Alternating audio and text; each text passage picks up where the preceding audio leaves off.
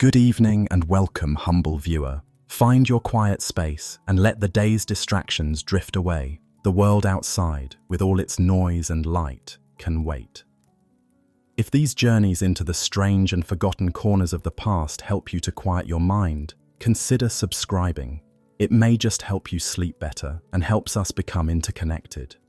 Tonight, we journey back to a time before time, to a world that has been scrubbed clean by myth and polished into a children's story of smiling animals on a charming boat. We are going to strip away the varnish and look directly at the horrifying narrative that lies beneath. We are going to the world before the Great Flood, a world whose story begins not with a rainbow, but with a divine regret so profound it could only be appeased by a global execution. This is the story of the world God was sorry he ever made. To truly understand the flood, you cannot begin with the rain. The rain is merely the instrument of a verdict that has already been passed. To comprehend the cataclysm, you must first stand in the cosmic courtroom and hear the case for the prosecution. You must travel back to the 6th chapter of the book of Genesis, a passage of scripture that is among the most cryptic, unsettling, and terrifying in all of Western literature. It reads less like a historical account and more like a grim celestial autopsy report on a species that had gone catastrophically wrong. It describes the final days of the First World, the antediluvian age, a time of giants and heroes, an age of such profound and spectacular corruption that it broke its own creator's heart. The narrative does not build a case for a gentle course correction, a divine warning, or a targeted punishment. It builds an airtight, terrifyingly logical case for total, merciless, and global annihilation. The story of humanity's descent had begun, of course, in the Garden of Eden. The initial sin of Adam and Eve, an act of disobedience born of a desire for divine knowledge, had introduced a flaw into the human experiment. This flaw metastasized in the very next generation with the first murder, Cain slaying his brother Abel out of jealousy. The trajectory was set. Sin was not a static condition. It was a dynamic, cancerous force, multiplying and growing more malignant with each passing generation. The early chapters of Genesis trace this grim genealogy of decay, but in chapter 6, the narrative pivots. The sinfulness of humanity ceases to be merely a human problem. It escalates into a cosmic crisis, a pollution so profound that it seems to breach the very boundaries between the heavens and the earth, threatening the sacred order of creation itself. The chapter opens with a series of verses so strange, so pregnant with ancient mythological echoes, that they have been a source of intense debate and wild speculation for millennia.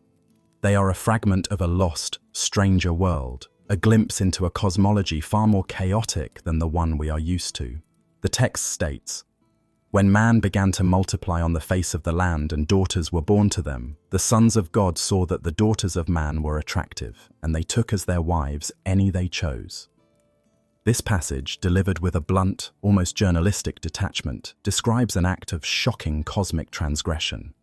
But who precisely were these sons of God? The Hebrew phrase B'nai Ha-Elohim is ambiguous but potent, the most ancient and for many centuries the most dominant interpretation, held by the authors of non-canonical texts like the Book of Enoch and many early Christian church fathers, was that these were supernatural beings. They were angels, members of the divine court, celestial entities from a higher plane of existence who were supposed to be watchers and guardians of humanity. But they were seduced.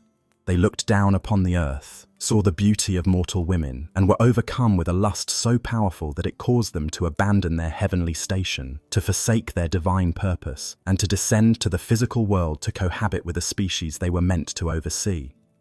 This was not a simple act of lust, it was a second fall, a rebellion in the heavens that had catastrophic consequences for the earth. It was a violation of the fundamental order of creation, which depended on the strict separation of the divine and the mortal, the spiritual and the carnal.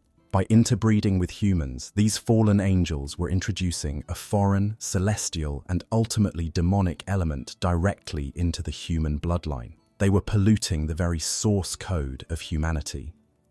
The Book of Enoch, a text that was widely read and respected in the period leading up to the New Testament, elaborates on this story in lurid detail. It names the leaders of these rebellious angels and describes how they not only took human wives, but also taught humanity a host of forbidden arts. Metallurgy for the creation of weapons, the use of cosmetics and adornments to inflame lust, sorcery, and astrology. In this tradition, the corruption of the world was not just a human failure. It was the direct result of a demonic knowledge dump, a deliberate poisoning of human culture by fallen celestial beings. A later, more demythologized interpretation, which became popular among theologians seeking to distance the text from what they saw as pagan-sounding myths, offered a different explanation. They argued that the sons of God were not angels, but were the righteous descendants of Seth, the third son of Adam and Eve, who had remained faithful to God. The daughters of man, in this reading, were the worldly and corrupted descendants of the first murderer, Cain.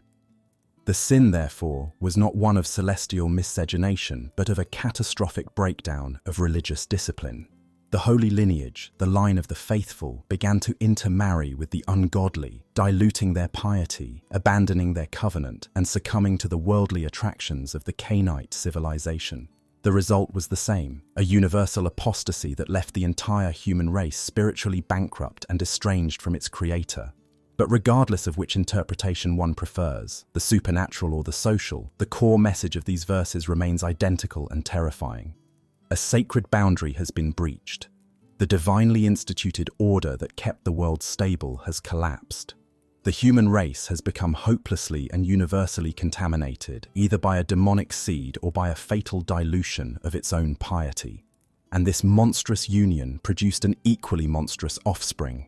The text continues, adding another layer of mythic horror to the narrative. The Nephilim were on the earth in those days, and also afterward, when the sons of God came in to the daughters of man, and they bore children to them. The Nephilim. The word itself is heavy, ancient, and uncertain. It is often translated as giants, but its Hebrew root may be closer to the fallen ones or those who cause others to fall. These beings, the hybrid children of the forbidden union, are described with a stunning phrase. They were the mighty men who were of old, the men of renown. This is a direct, almost scholarly, reference to the great epic heroes of pagan antiquity, the demigods of Mesopotamian and Greek mythology like Gilgamesh, Achilles, and Heracles. The author of Genesis is here engaging in a brilliant act of theological subversion. He is acknowledging the existence of these famous heroic traditions, which his audience would have known, but he is radically reframing their meaning. In the pagan world, these demigods were figures of celebration, paragons of strength, courage, and kingly glory.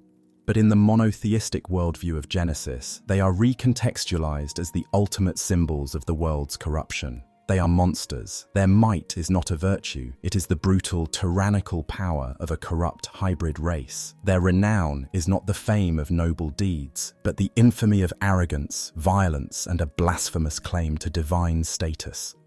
The earth was now dominated by these powerful, superhuman tyrants.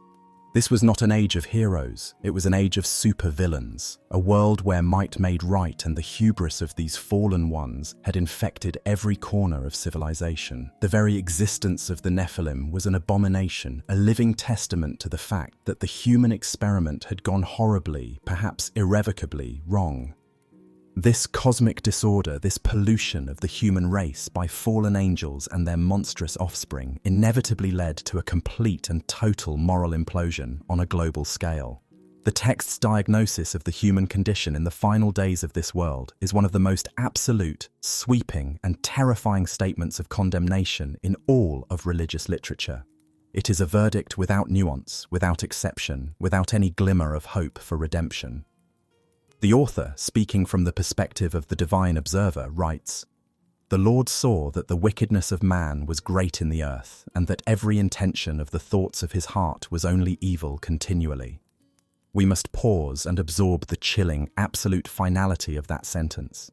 It is a spiritual and psychological autopsy of a failed species. Note the layers of totality. The wickedness was not minor or sporadic. It was great in the earth, a universal condition. And the corruption was not merely external, confined to evil actions. It was internal, located at the very wellspring of human consciousness. every intention of the thoughts of his heart.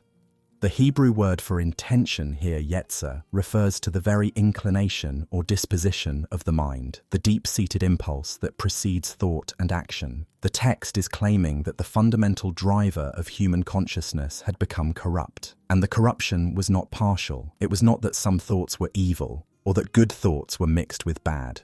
No, every intention was only evil. The capacity for good, for altruism, for love, for compassion, had been seemingly erased from the human soul. And this condition was not temporary. It was continually.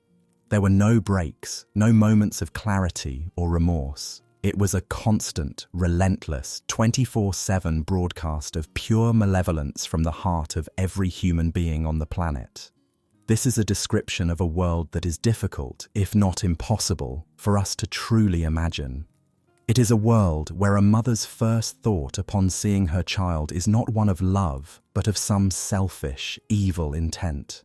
It is a world where every act of commerce is a form of calculated theft, every conversation a web of deceit, every social gathering a conspiracy of malice. It is a planet of billions of perfectly functioning, intelligent sociopaths, a civilization running on the fuel of pure, unadulterated evil. This is not a description of a flawed society in need of a prophet or a reformer.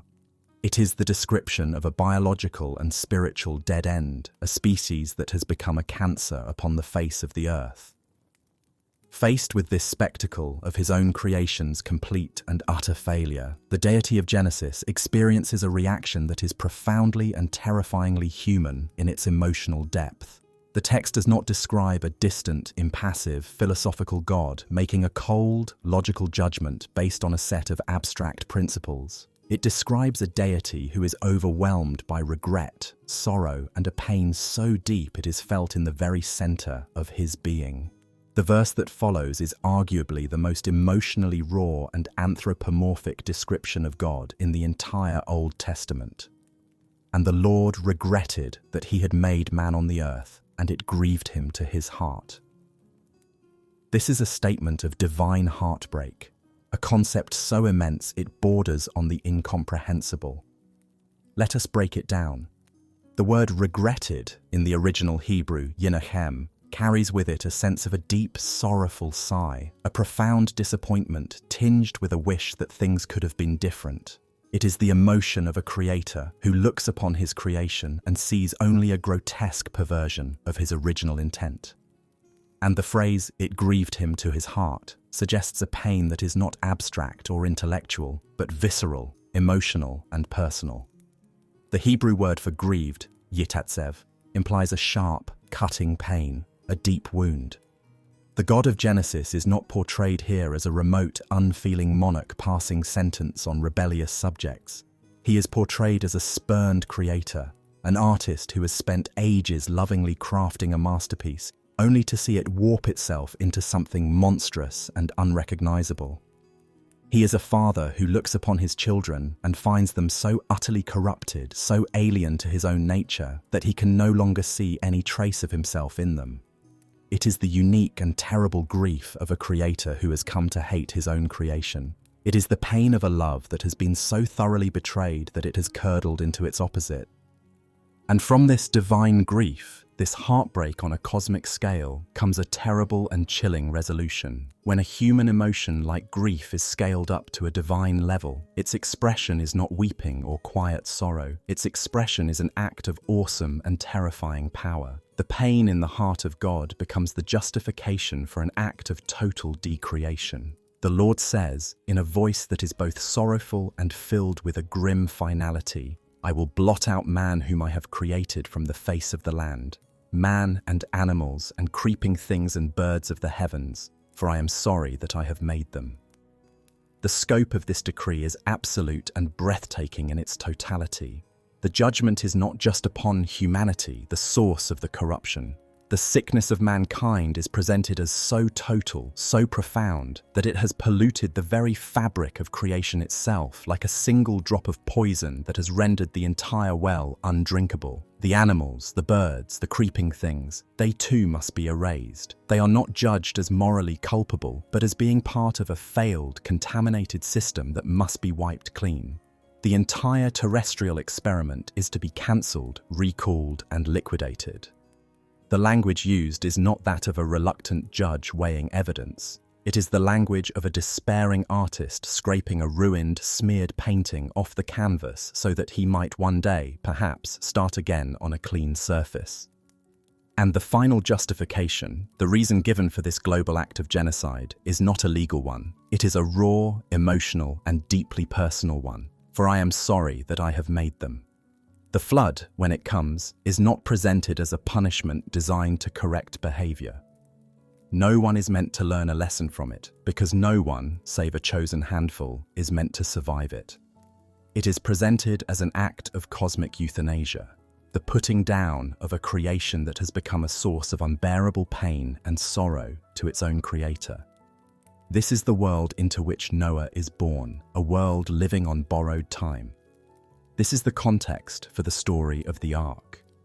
It is not, at its core, a charming tale about saving animals from a storm. It is a story that begins with a theological and judicial declaration that the entire human race, and indeed all of terrestrial life, has become a cancerous growth on the face of the planet. A growth so malignant that the only available treatment is to surgically remove it with a deluge of water, drowning the patient in the process. The waters of the flood, when they come, are not just rain. They are the tears of a grieving God, a deluge of sorrow and regret so great that it unmakes the world. The stage is now set not for a children's story, but for a global tragedy of unimaginable proportions, a story of divine justice that, from any human perspective, is indistinguishable from an act of cosmic terror. The first world was now officially under a sentence of death, its final days ticking away. Its people were laughing and feasting, building and marrying, sinning and thriving in their might and renown, utterly oblivious to the fact that their God had come to regret the very day he had first conceived of them. In the midst of a world that had been condemned, a world drowning in its own relentless and universal evil, the narrative of Genesis introduces a single, stark exception. Like a solitary candle flickering in a vast and lightless cavern, one man stands apart. The text declares, "But Noah found grace in the eyes of the Lord." This simple, declarative statement is one of the most significant turning points in the entire biblical narrative. It is the pivot upon which the fate of all future life on earth will turn. But what did it mean to be this man? We have inherited a sanitized image of Noah, a gentle, white-bearded patriarch, a kind of benevolent zookeeper, calmly and cheerfully building his boat. The reality presented by the text, when examined with any psychological depth, is that of a man handed the most solitary, terrifying, and soul-crushing burden in human history. To be Noah was not to be a lucky contest winner, it was to be the designated survivor of a Holocaust, the sole conscious witness to the drowning of your entire world, and a reluctant accomplice in the divine plan for its annihilation. The text provides a concise and powerful description of this unique individual. These are the generations of Noah. Noah was a righteous man, blameless in his generation. Noah walked with God. Each of these phrases is laden with a profound weight. To be a righteous man, ish tzaddik, in the Hebrew context meant more than just being morally upright. It meant being in a right relationship with God, adhering to the divine will in a world that had completely abandoned it. But it is the second phrase that truly highlights his isolation, blameless in his generation. Tamim b'dorotav. The word tamim implies completeness, integrity, a kind of spiritual and moral wholeness.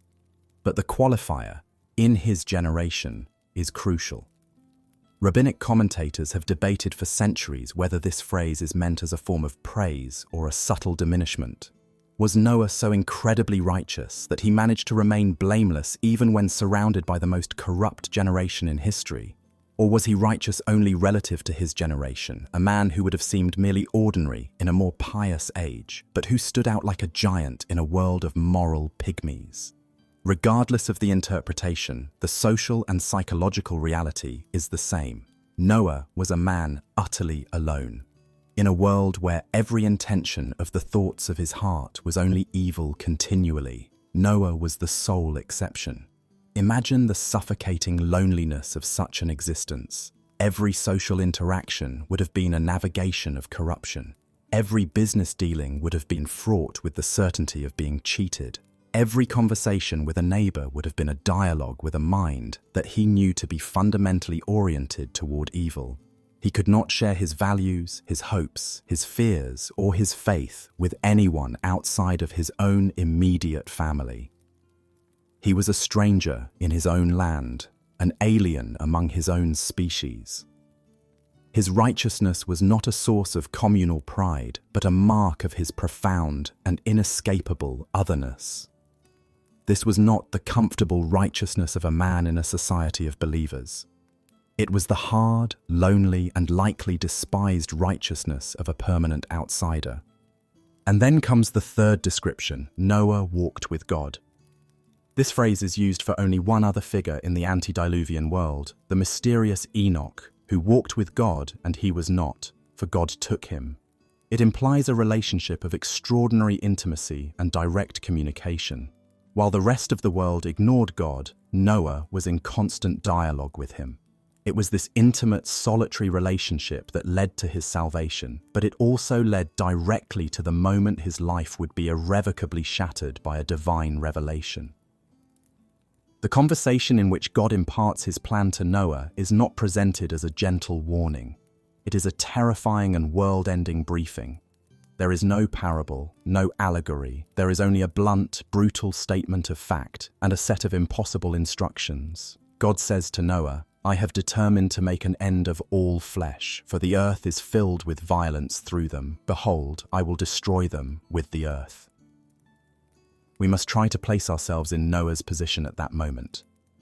This is not an abstract prophecy about a distant future. This is the creator of the universe speaking to him directly, informing him that his entire world, every man, woman, and child he has ever known, every city, every village, every landmark, the very ground beneath his feet, is about to be violently and deliberately erased. The divine grief that we witnessed in the previous chapter is now translated into a cold, operational directive. The God that Noah has walked with, the source of all life and goodness, has just announced his intention to become a global executioner. The psychological shock would have been immense, a trauma beyond our ability to fully process. Every person Noah would see from that moment on, the baker selling his bread, the children playing in the street, the mocking neighbor, even his own extended family outside his immediate household, was now, in his eyes, the walking dead. They were ghosts, their lives already forfeit, their futures cancelled by a divine decree that only he was privy to. He was now the sole possessor of the most terrible secret in history. This knowledge would have created an unbridgeable chasm between him and the rest of humanity. He was no longer one of them. He was the observer of their final, oblivious days, a man watching a play in which he alone knows the theatre is about to be consumed by fire. And in the very same breath that God announces the world's destruction, he delivers to Noah his impossible commission: make yourself an ark of gopher wood. This is the beginning of a detailed architectural and logistical plan that is breathtaking in its scale and specificity. The vessel Noah is commanded to build is not a simple boat. It is a colossal, seagoing structure of almost unimaginable size for the pre-industrial world. The dimensions given in the text, 300 cubits long, 50 cubits wide, and 30 cubits high, translate to a vessel approximately 450 feet long, 75 feet wide, and 45 feet high. This is a ship longer than a modern football field, with a displacement comparable to that of a mid-19th century ocean liner. It was to have 3 internal decks, a complex system of rooms or nests, a single door in its side, and a mysterious roof structure or window called a tsohar. The entire structure was to be made waterproof by coating it, inside and out, with pitch. The sheer logistical challenge of this command is staggering. Where would Noah, a man living in what was likely a Mesopotamian-style landscape, acquire the vast quantities of gopher wood needed for such a project? The identity of gopher wood is unknown, but the task of felling, transporting, and milling tens of thousands of trees would have been a monumental undertaking. The construction itself would have required advanced knowledge of naval architecture and engineering to create a vessel that could withstand the unimaginable forces of a global flood. It would have required a massive labor force. Did Noah's 3 sons, Shem, Ham, and Japheth, assist him? Did he hire local labor? If so, imagine the absurdity of that transaction. Hiring men to build a vessel designed to save you from a flood that is going to kill them. Help me build this ark. I cannot tell you why, but your wages will be good until the rain starts. The entire project is a logistical and social nightmare. And for how long did this construction last? The Bible is not explicit, but clues in the text, combined with later traditions, suggest a very long period, perhaps as long as 120 years.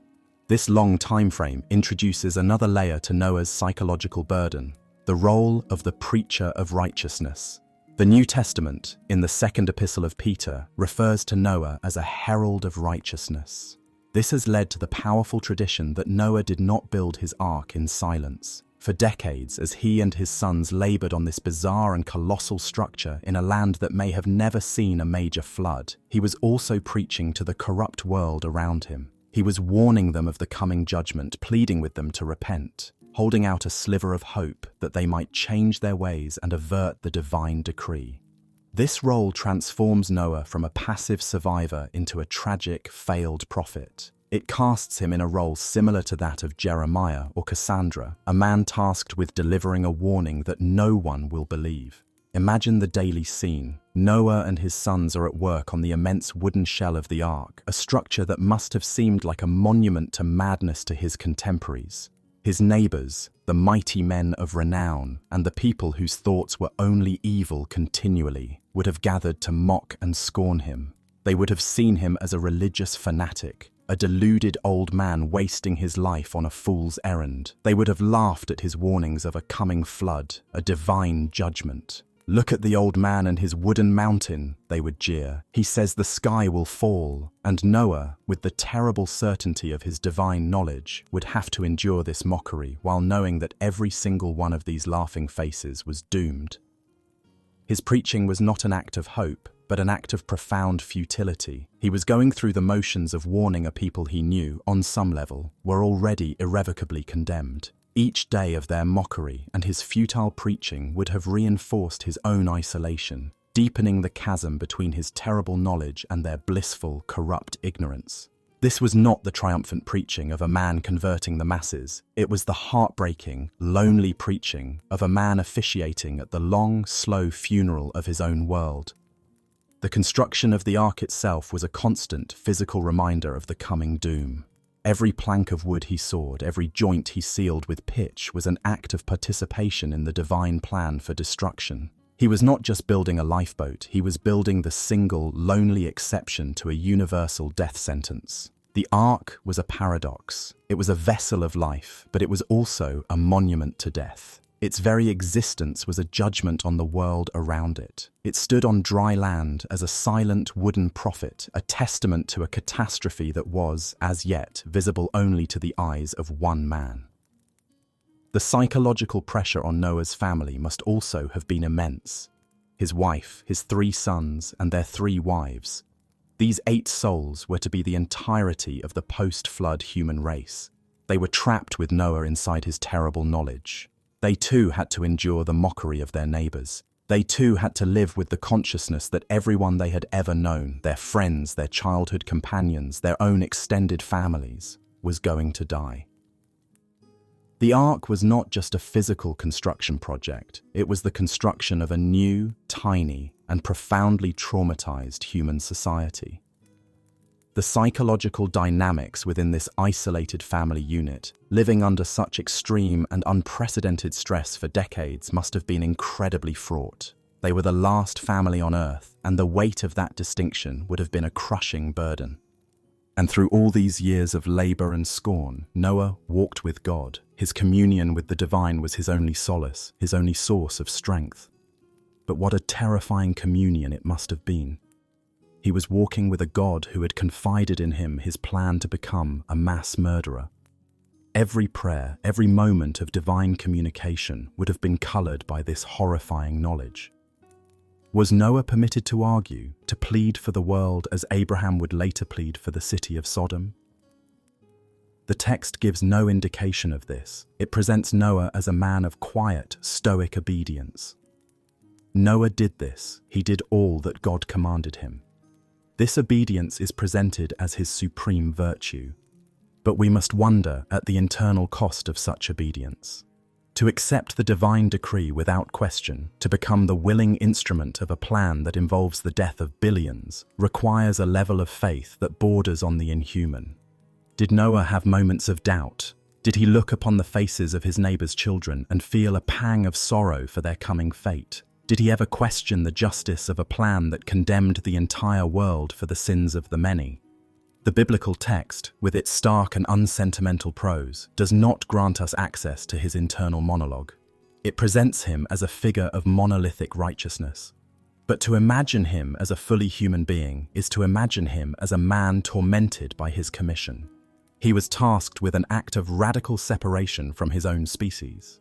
He had to emotionally divest himself from the world of men in order to survive its destruction. His righteousness required him to achieve a state of almost divine detachment. Thus, the man who built the ark was not a simple carpenter. He was a man living a life of profound psychological trauma. He was a man defined by loneliness, burdened by a terrible secret, subjected to decades of public ridicule, and tasked with a construction project of impossible scale. He was a preacher whose every sermon fell on deaf ears, a prophet whose warnings were met with laughter. He was the sole confidant of a grieving, wrathful God, and every day, as he hammered another nail into the gopher wood, he was not just building a boat. He was building the coffin of his own world, and he was the only one who would be sealed safely, terribly, inside it when the waters came. His commission was not a blessing, it was the most terrible burden ever placed upon a human soul. The decades of labor and scorn were drawing to a close. The colossal, otherworldly structure of the ark, a monument to one man's terrible and lonely certainty, now stood complete, a dark, silent hulk under the open sky. For 120 years it had been a source of mockery, a testament to the supposed madness of the old man Noah. Now, in the final days of the antediluvian world, it was to become the stage for the most bizarre and momentous procession in the history of life on earth. The time for building and preaching was over. The time for gathering had come. God's final instructions to Noah were issued, and they initiated a sequence of events that transformed the ark from a static object of ridicule into a dynamic, living vessel, a frantic microcosm of all terrestrial life, preparing for a journey across a sea of death. The divine command, as recorded in Genesis, was both simple and breathtakingly complex. Go into the ark, you and all your household, for I have seen that you are righteous before me in this generation. Take with you 7 pairs of all clean animals, the male and his mate, and a pair of the animals that are not clean, the male and his mate, and 7 pairs of the birds of the heavens, also male and female, to keep their offspring alive on the face of all the earth. This command marks a critical acceleration of the narrative. The abstract, long-term project of building the ark now becomes a frantic 7-day countdown to the apocalypse. For in 7 days, God declares, I will send rain on the earth 40 days and 40 nights, and every living thing that I have made I will blot out from the face of the ground. The finality is chilling. The number 7, a number of divine completion and perfection in Hebrew numerology, here becomes a symbol of impending, perfect destruction. For the world, these were the last 7 days of normalcy. For Noah and his family, they were 7 days of the most intense and surreal labor imaginable, the gathering of the animals. We must immediately discard the sanitized cartoon image of this event.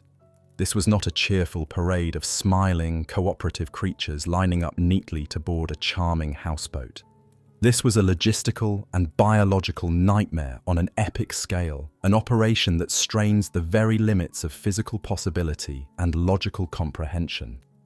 The text states that the animals came to Noah, that 2 of every sort went into Noah into the ark. This suggests a supernatural compulsion, a divine shepherd gathering his flock. But even with this divine assistance, the sheer practicalities are staggering.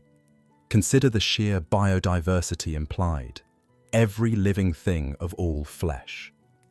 This would include not just the familiar domestic animals of the Near East, the sheep, the goats, the cattle, but every species from every corner of the known and unknown world. How did they arrive? Did the polar bears of the frozen north and the penguins of the southern ice make a transcontinental journey? Did the kangaroos of a yet undiscovered Australia and the sloths of a yet unimagined Amazon travel across vast oceans to a valley in Mesopotamia? The narrative, with its majestic and mythic sweep, does not concern itself with such mundane questions. It presents the gathering as a miraculous event, a testament to God's power to command his creation. But for Noah, the man on the ground, the experience would have been one of overwhelming chaos. Imagine him standing at the great open door of the ark. For days, the horizon would have been a moving river of fur, scales, and feathers. A tide of life, drawn by an invisible hand, converging on this single point. There would be the thunderous approach of elephants and rhinoceroses, the silent, slithering arrival of countless species of snakes and reptiles, the chattering and screeching of primates, the growling of great cats, the bleating of herds of antelope. The air would be filled with a cacophony of animal sounds, a global orchestra of life playing its final, frantic symphony before the world fell silent. The task of managing this procession would have been immense. Noah and his 3 sons, Shem, Ham, and Japheth, would have had to act as zookeepers, traffic controllers, and handlers for a collection of animals that had never before been assembled. They would need to guide these creatures, many of them dangerous predators, up the long ramp and into the dark, cavernous interior of the ark. They would have to direct them into the hundreds of pre-built nests or stalls, somehow organizing them in a way that prevented the lions from devouring the lambs and the wolves from attacking the sheep. The text's serene description belies the terror and chaos of the reality. To stand in the path of a pair of charging elephants or to attempt to corral a pair of venomous king cobras would require a faith so absolute that it bordered on a suspension of the instinct for self-preservation. And then there is the crucial, often overlooked detail of the clean and unclean animals. Noah is commanded to take not just 1 pair, but 7 pairs of every clean animal and every species of bird. The distinction between clean and unclean animals is a concept that would be formally codified much later in the Mosaic law of Leviticus, but it is presented here as a pre-existing category. Clean animals were generally herbivores with cloven hooves, like cattle and sheep, which were suitable for consumption and, more importantly, for sacrifice. Unclean animals were typically predators, scavengers, or creatures of the sea and earth, like pigs, camels, and reptiles. This detail adds 2 significant layers of horror and complexity to the story. First, it multiplies the number of animals on the ark exponentially. The vessel would now have to house not just 2 of every kind, but 14 of many kinds. The logistical challenge of feeding, watering, and managing the waste of this vastly larger herd for over a year becomes even more astronomically difficult. But the second layer is theological and far more chilling. Why were 7 pairs of the clean animals needed? The text gives the reason: to keep their offspring alive on the face of all the earth. But the unspoken reason, the one that would become clear only after the flood, was for the purpose of ritual sacrifice. Noah was not just loading a lifeboat to preserve life. He was loading a floating temple, a larder stocked with a surplus of animals that were predestined to be the first things killed and burned in the new world to appease the very God who had just destroyed the old one. The salvation of these extra animals was not for their own sake, it was for the sake of their future death. They were the saved who were also the damned, their preservation merely a prelude to their ritual slaughter. As this chaotic, miraculous procession of life unfolded, the human drama was reaching its own terrible climax.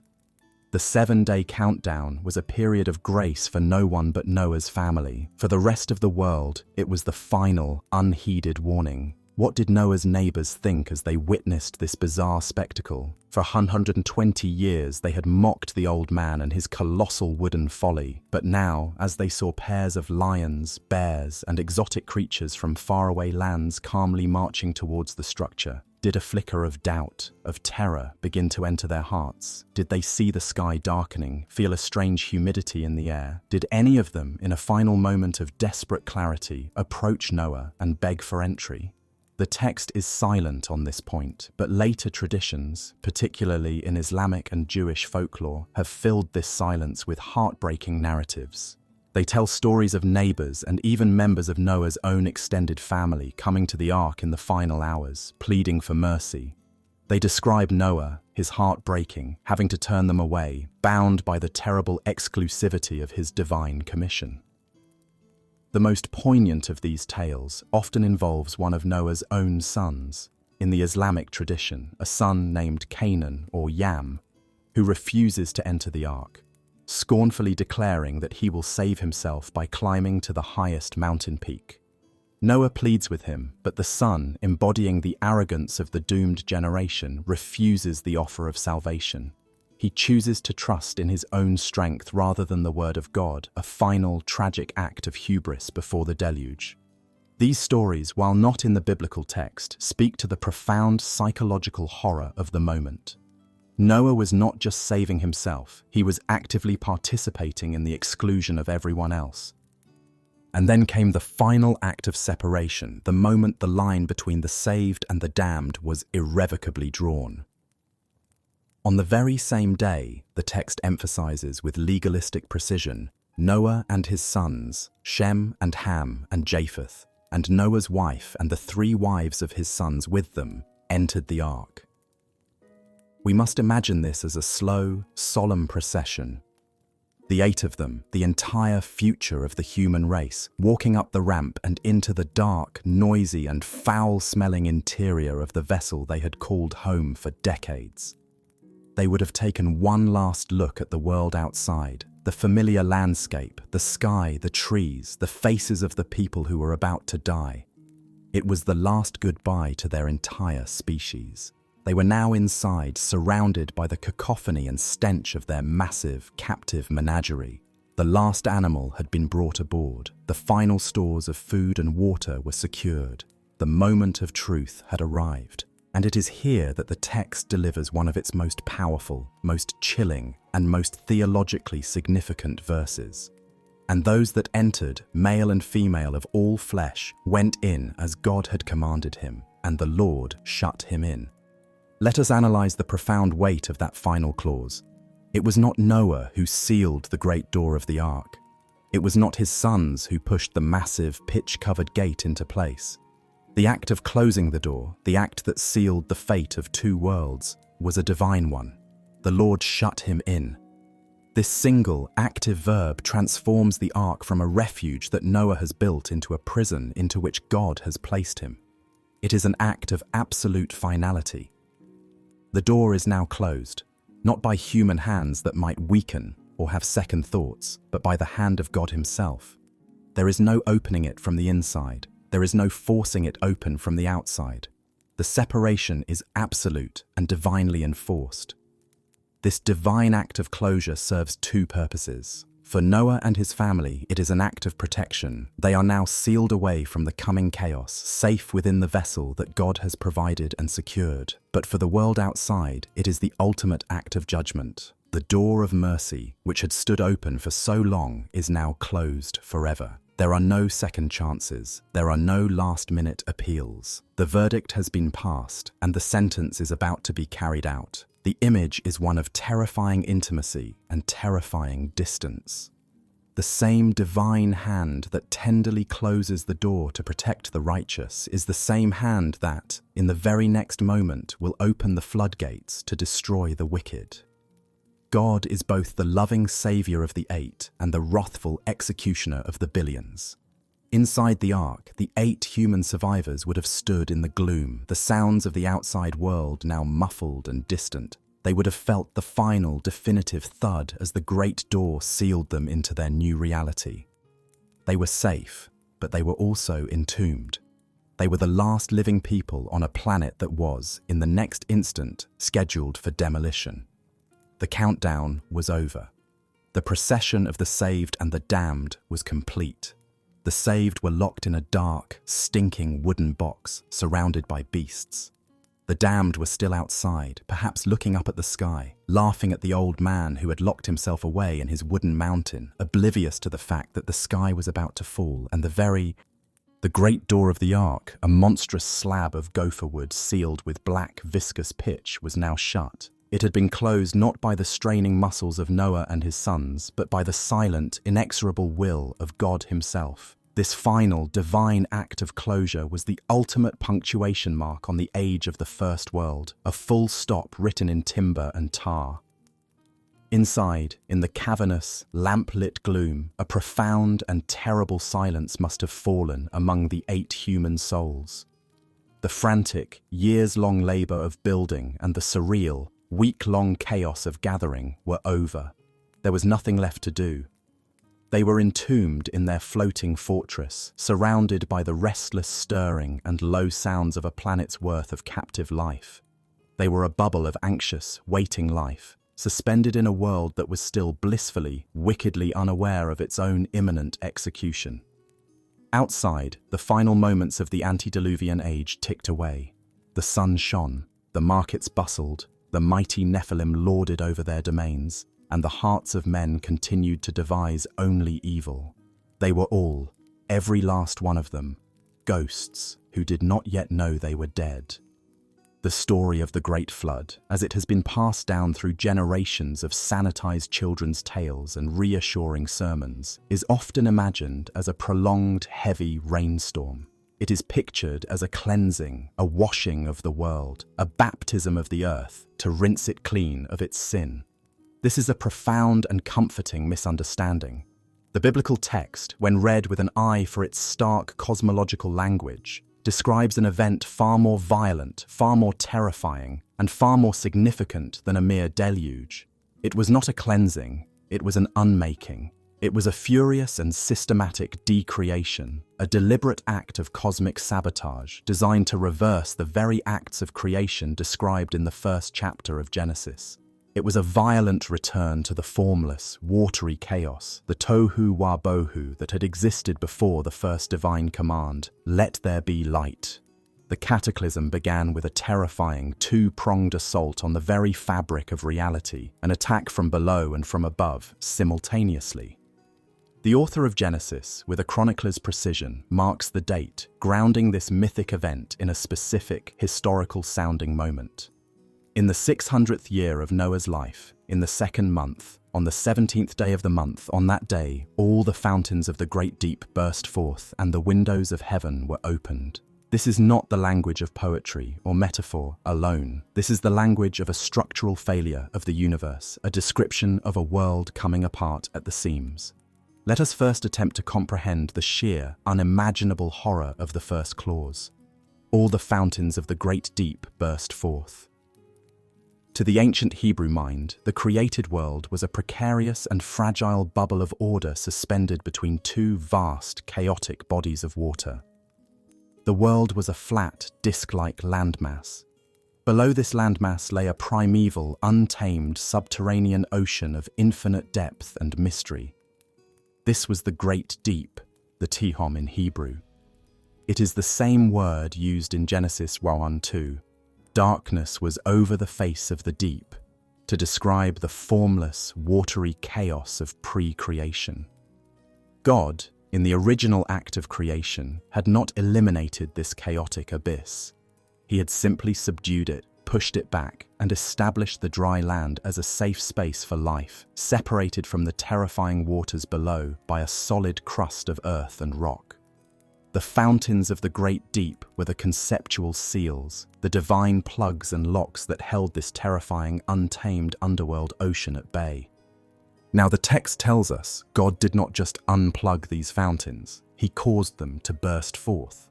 The Hebrew verb used here, baka, is a word of shocking violence. It is the same word used to describe the cleaving of the Red Sea, the splitting of rocks with divine power, or, in its most brutal usage, the ripping open of a pregnant woman's belly. This was not a gentle seepage or a gradual welling up of water. This was a cataclysmic geological rupture on a planetary scale. Imagine the sensory experience of this moment for the people on the Earth. It would not have begun with a single raindrop. It would have begun with a deep, subterranean rumbling, a tremor that shook the foundations of their proud cities and their mighty towers to the core.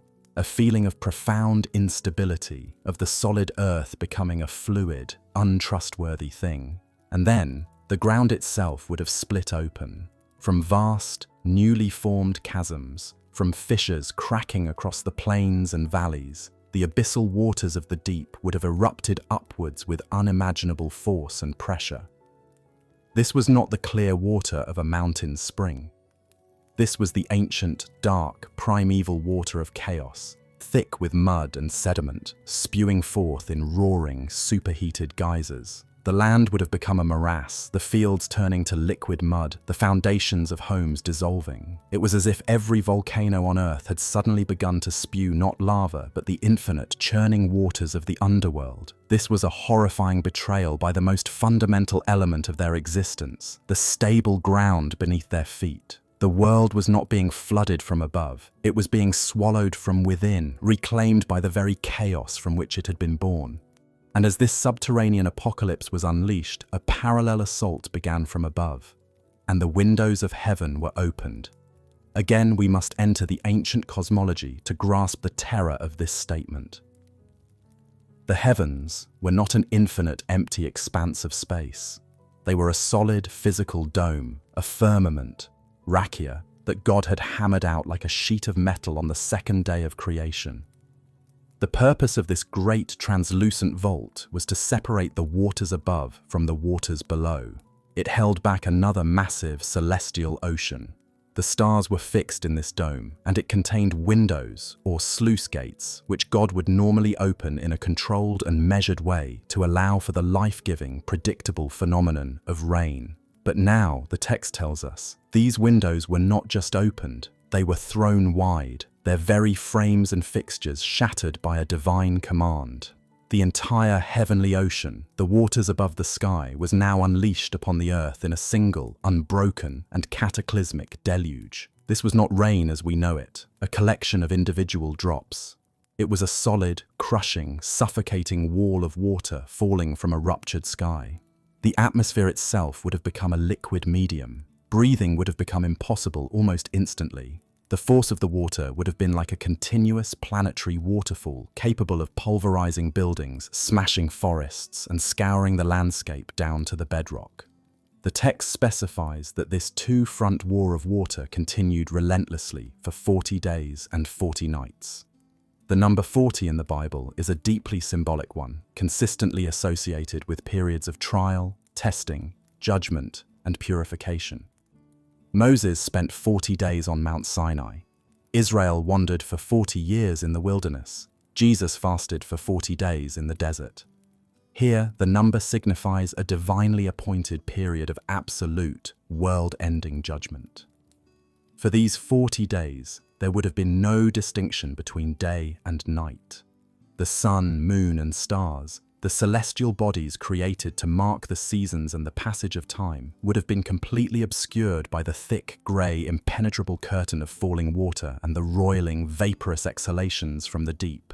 Time itself would have seemed to dissolve. The only calendar was the relentless, percussive rhythm of the deluge. The noise would have been a physical force, a constant, deafening, maddening roar that would have vibrated through the very bones of every living creature.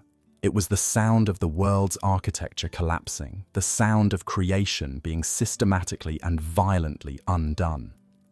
Now we must force our imagination back inside the ark, for Noah and his family, sealed in their dark, windowless prison. The beginning of the flood would have been an experience of pure, unadulterated sensory terror. They would have felt the initial, violent lurch and shudder as the ground beneath their colossal vessel began to heave and split. Then would have come the sound, a deep, earth-shaking rumble from below, quickly joined by a deafening, thunderous roar from above, a sound louder, more constant, and more terrifying than any storm they had ever known. The great wooden ship, which had sat immobile on dry land for so long that it must have seemed a part of the landscape, would suddenly begin to move, not gently, but violently. It would be lifted, dropped, tossed, and slammed by the chaotic, erupting waters from the fountains of the deep. The sensation would be one of profound and terrifying instability, the complete loss of the fundamental security of solid ground. They were adrift, not on a gentle sea, but in a world-sized washing machine. Inside the three-tiered labyrinthine structure, the darkness would be absolute, broken only by the flickering, smoky, and precious light of their oil lamps. The air would be thick and foul, a suffocating mixture of the stench of thousands of terrified animals, their excrement, and the damp, musty smell of the wood itself. The animals, panicking from the violent motion and the terrifying noise, would be a source of constant, chaotic sound, roaring, screeching, bellowing, a cacophony of global terror confined within a single space.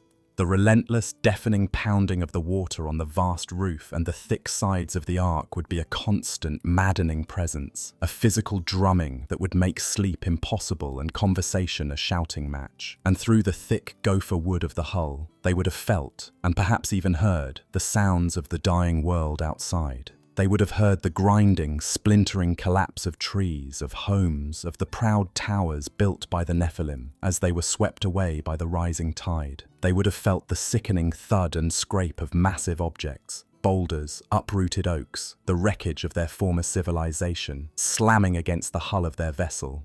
And worst of all, in the brief moments when the chaos might have momentarily subsided, they may have heard the screams. They would have heard the desperate, fading cries for help from their former neighbors, the people who had mocked them, the children they had known. They would have heard the final collective death rattle of their entire species, a sound that would then be swallowed up forever by the overwhelming roar of the water.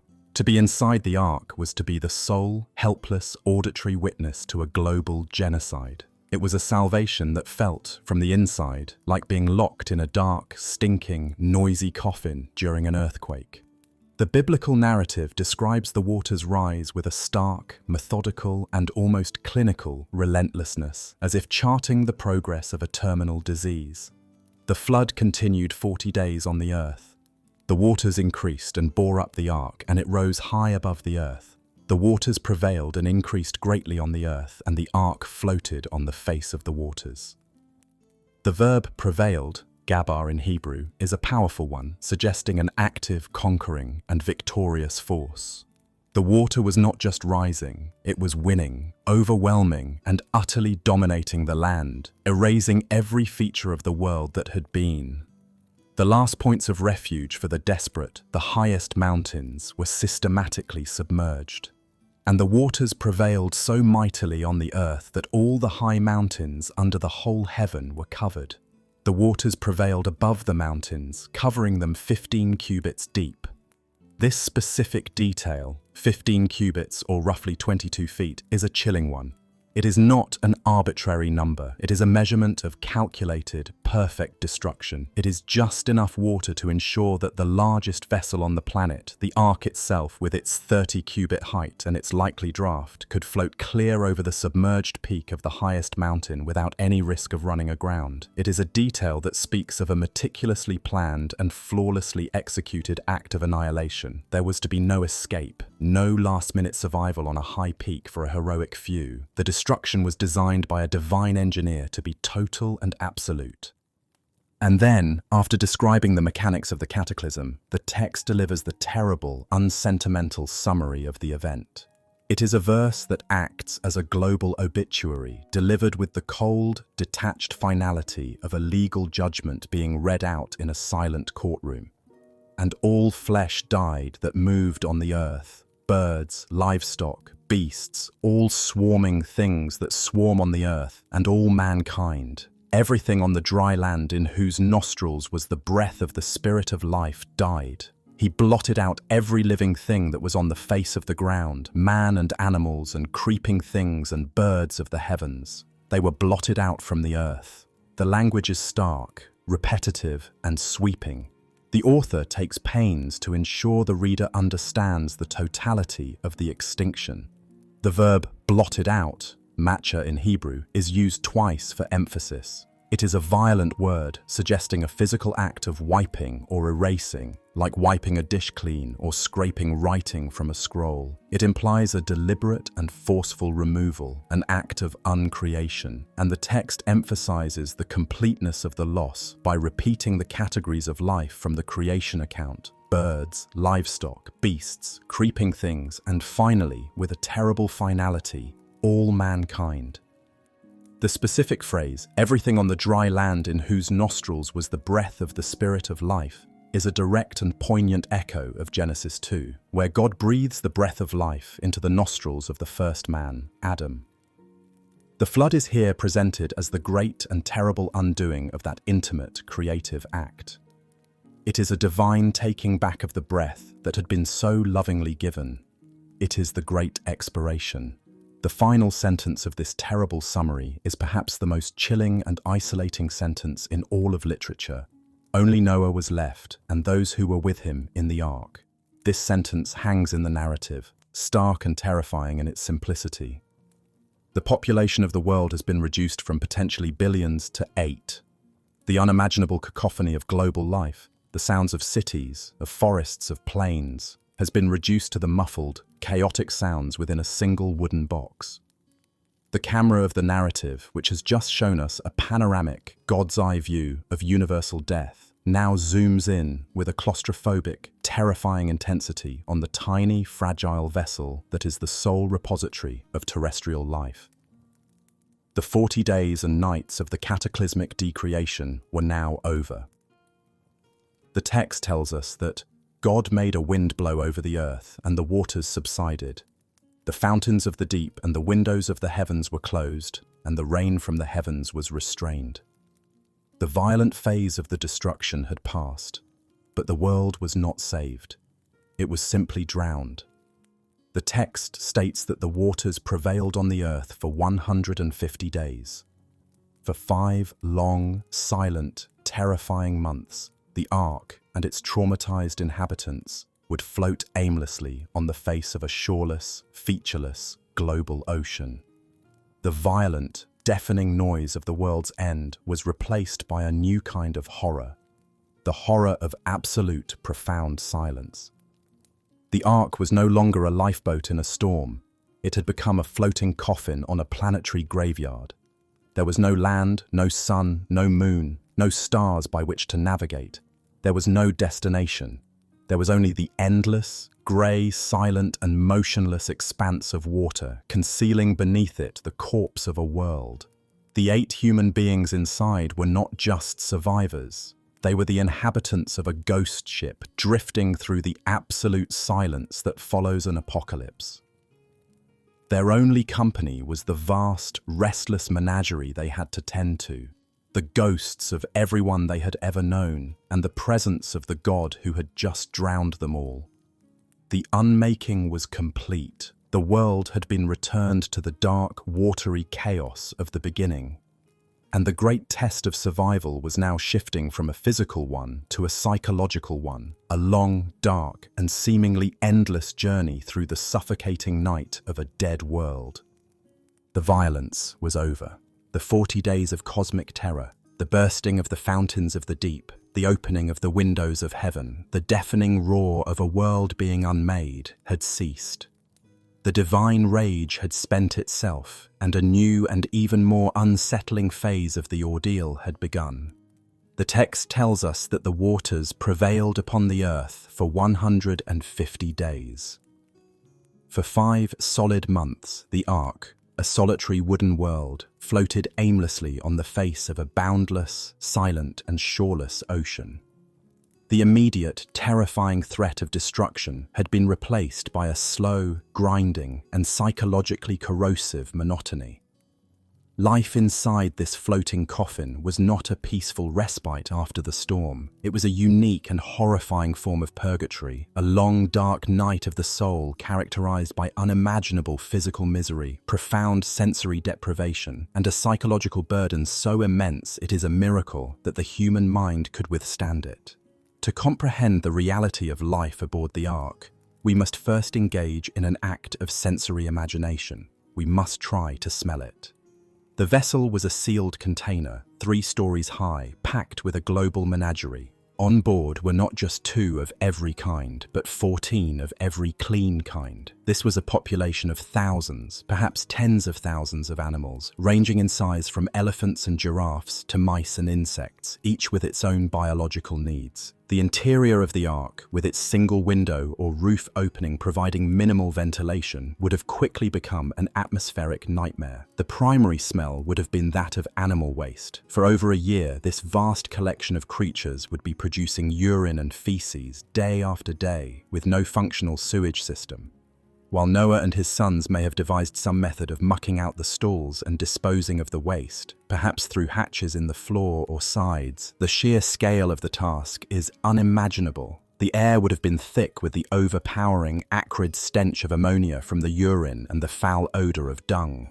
This was not the smell of a barn. It was the concentrated stench of a global zoo sealed in a box. Layered upon this was the smell of the animals themselves, the wet fur, the hot breath, the unique musks of countless species all intermingling in the stagnant air. There would also be the smell of their food. The lower decks of the Ark must have been vast storage holds, packed with a year's supply of fodder, mountains of hay, grain, dried fruits, and whatever else was required to feed such a diverse population. As the months wore on in the damp, humid atmosphere of the vessel, much of this food would have begun to mold and rot, adding a sour, musty scent to the already foul air. And then there would be the smell of death. It is inconceivable that every single animal brought aboard the Ark would have survived the year-long ordeal. There would have been sickness, injuries from the violent motion of the flood, and animals dying of old age or stress. The carcasses of these dead creatures, until they could be disposed of, likely by being thrown overboard, would have added the uniquely sweet and nauseating smell of decay to the suffocating environment.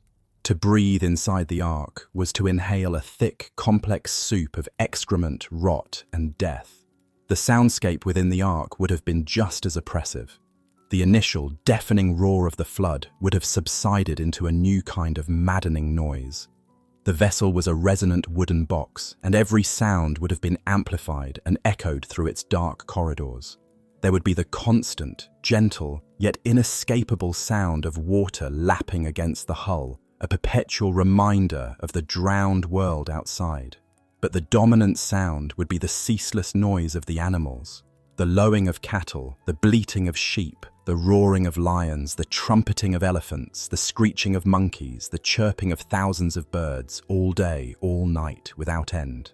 It would have been a cacophony that made true silence impossible, a constant barrage of sound that would fray the nerves and make sleep a precious, fleeting commodity. The Ark was not a place of quiet contemplation. It was a floating bedlam.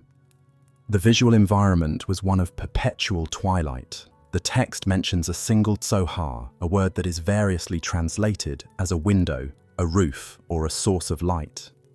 Whatever its precise nature, it is clear that the interior of the Ark was not bathed in natural light.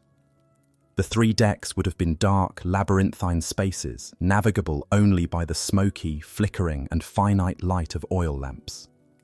The 8 human inhabitants would have lived their lives in a world of deep shadows and shifting gloom, their reality confined to the narrow, lamp-lit corridors and the cramped confines of their living quarters, surrounded on all sides by the dark shapes and glowing eyes of their animal charges. The daily labor required to maintain this floating ecosystem would have been Herculean. The 8 members of Noah's family, Noah, his wife, his 3 sons, and their 3 wives, were responsible for the care and feeding of a planet's worth of life. Their days would have been a relentless, back-breaking cycle of toil, from before dawn until long after dusk. They would have to haul water from their storage tanks for thousands of thirsty animals. They would have to move tons of hay and grain from the lower holds to the upper decks. They would have to muck out countless stalls, hauling the heavy, sodden waste to disposal chutes. This was not a task for a single day. It was their reality every single day for over a year.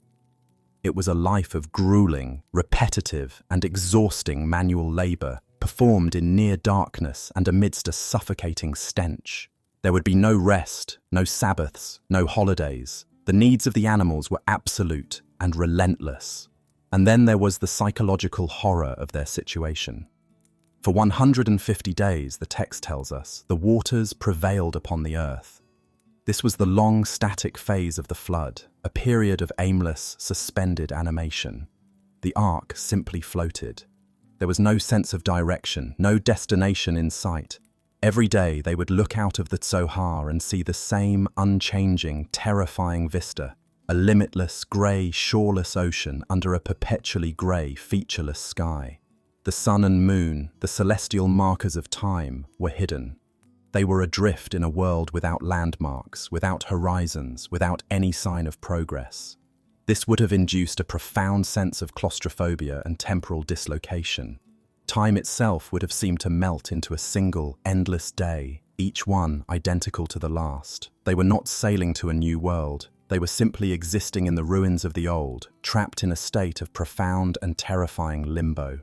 This physical and sensory ordeal was the backdrop for an even deeper psychological trauma, the burden of the survivor.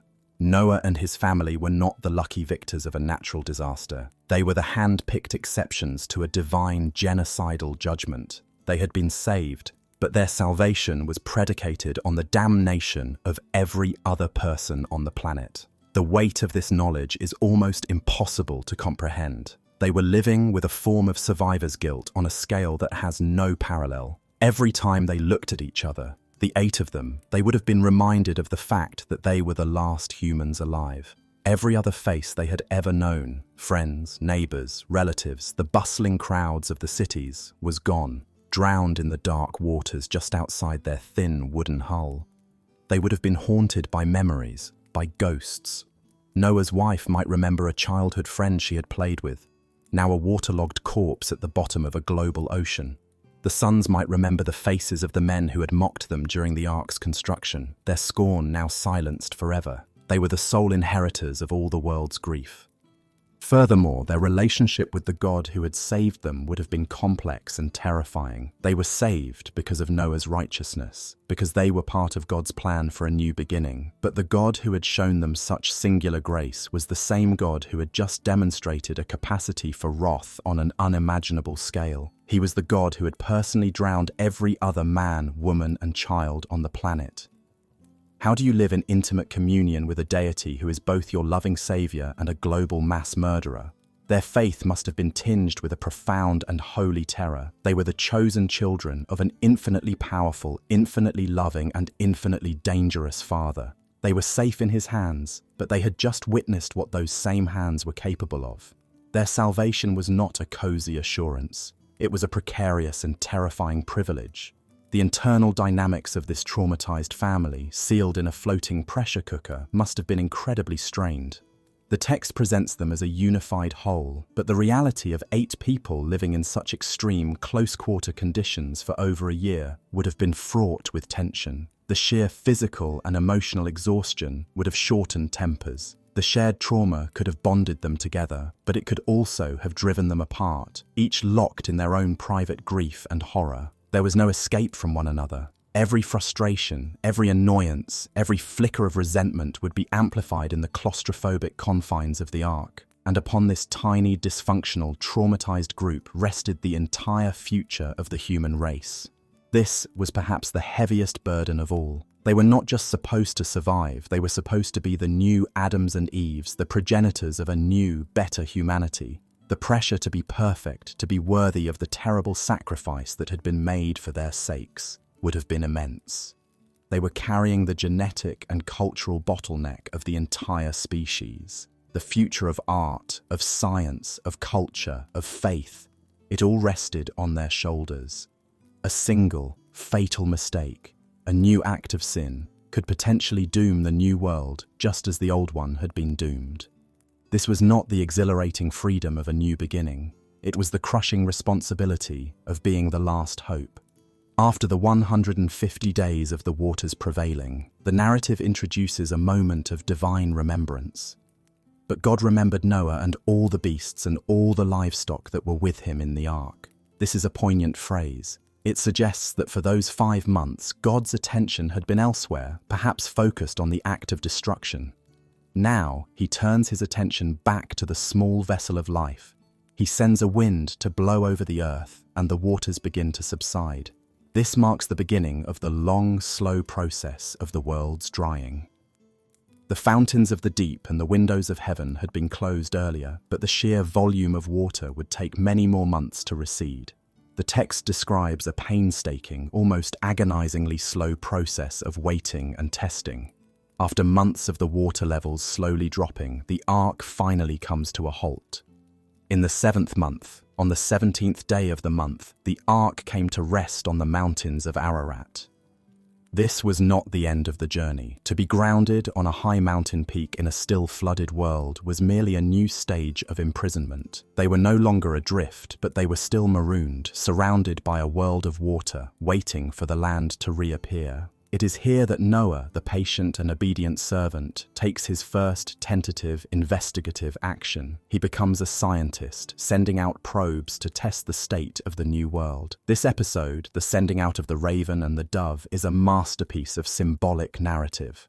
First, he sends out a raven. The raven, a strong, dark, carrion-eating bird, went to and fro until the waters were dried up from the earth. It did not return. The raven found sustenance in the dead, floating world outside. It was at home in the landscape of death. Its failure to return was an ambiguous sign. There was something out there, but it was not yet a world fit for the living.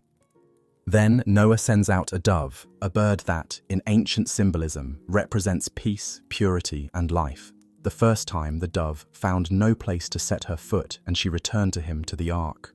The world was still water. He waits another 7 days, a period of sacred patience, and sends her out again. This time, she returns in the evening, and behold, in her mouth was a freshly plucked olive leaf. This is the single most hopeful and iconic image in the entire story. The olive leaf is the first sign of new life, a fragile, green promise that the earth is beginning to heal. It is proof that God's destruction was not absolute, that the seeds of life had survived deep beneath the waters. The sight of that single leaf after a year of death and desolation must have been an emotional moment of overwhelming power for the inhabitants of the ark. It was the first tangible proof that their ordeal might actually one day come to an end. He waits another 7 days, another full cycle of sacred time, and sends the dove out a 3rd time. This time, she did not return to him anymore. The dove had found a home. The world was now habitable, at least for her. The long, dark year was finally over. The text tells us that in the 601st year of Noah's life, on the 1st day of the 1st month, the waters were dried up from the earth. Noah removes the covering of the ark and looks out, and, behold, the face of the ground was dry. The floating coffin had finally fulfilled its purpose.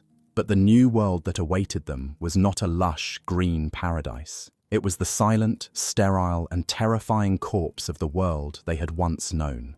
The psychological trial of survival was over. The new trial, the trial of living in a graveyard, was about to begin. The dove had not returned. That simple fact, the absence of the small white bird, was the final, long-awaited signal. For a week, the 8 inhabitants of the ark had lived with the hope kindled by a single, freshly plucked olive leaf. It was the first piece of the new world, a fragile promise of life carried back across the water. But now, the dove's decision to remain outside was the true confirmation. It had found a place to build a nest, a branch to perch upon, a world reborn enough to sustain it. The long, dark, suffocating year of imprisonment was over. The divine command to enter the ark was about to be superseded by a new command to exit. But the world they were about to step into was not the world they had left behind. They were not returning home. They were disembarking onto an alien planet, a planet that looked like their own but was, in reality, its silent spectral twin. The horror of the deluge was about to be replaced by the quiet, soul-crushing horror of its aftermath. The text marks the moment with the same solemn chronological precision that marked the flood's beginning. In the 601st year, in the 1st month, the 1st day of the month, the waters were dried from off the earth. A new year, A new month, a new day, a new world. Noah, the ever-cautious patriarch, performs one final act of reconnaissance. He removes the mixer, the covering of the ark. This is the first time in over a year that the full, unfiltered light of the sun would have streamed into the vessel. Imagine that moment. After a year of living in the smoky, lamplit gloom, their eyes, accustomed to the darkness, would have been seared by the brilliance of the sun. The light would have been both a painful shock and a glorious revelation, the first sign that the heavens themselves had been restored to their proper order. Noah looks out and, behold, the face of the ground was dry. But another 2 months would pass before God himself gives the final command to disembark. This period of waiting is another testament to the profound patience and obedience of Noah. He does not rush out in joyous relief. He waits for the divine permission slip.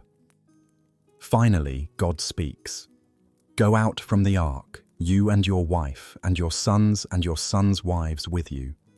Bring out with you every living thing that is with you of all flesh, birds and animals, and every creeping thing that creeps on the earth, that they may swarm on the earth and be fruitful and multiply on the earth." The great door, sealed by God a year before, is now opened, and the procession begins again, but this time in reverse. It is not a frantic gathering, but a slow, cautious exodus. The animals, after a year of confinement, would pour out of the dark hull, stumbling into the bright sunlight. The herbivores would be met with the first tender shoots of new vegetation, a world of fresh food. The carnivores, a more problematic consideration, would emerge into a world devoid of prey beyond their fellow passengers. The narrative, with its mythic focus, does not dwell on the ecological impossibilities of this new beginning. It presents a scene of pure, teeming, new life being poured back into a waiting, empty world. The sound would have returned to the earth, the chirping of birds taking to the sky, the roar of a lion echoing in a silent valley, the bleating of sheep spreading across the mountainside. But what of the 8 human beings? What did they see and feel as they stepped out of the dark, stinking ark and took their first breath of the clean, new air? The relief would have been immense, a physical sensation of liberation. The feeling of solid, unmoving ground beneath their feet after a year of ceaseless, gentle rocking would have been profoundly grounding. The air, free of the suffocating stench of ammonia and decay, would have been sharp, sweet, and intoxicating. But as their senses adjusted, as the initial euphoria of freedom subsided, the true nature of their new reality would have begun to dawn on them, and it would have been a sight of absolute and soul-shattering desolation. The world they emerged into was not a lush, green, pristine paradise. It was not the Garden of Eden, reborn. It was a global graveyard. The Bible, in its sparse narrative style, does not linger on a description of the landscape, but we, with our modern understanding of geology and decomposition, can imagine the scene with a horrifying clarity. The entire planet had been submerged for the better part of a year under a turbulent, violent ocean of water. The sheer force of the flood would have scoured the landscape, stripping it of its topsoil, toppling forests, and carving new, unfamiliar valleys and canyons. The world would be a vast, monochromatic expanse of mud, silt, and bare, water-scoured rock. And everywhere, there would be the evidence of the dead.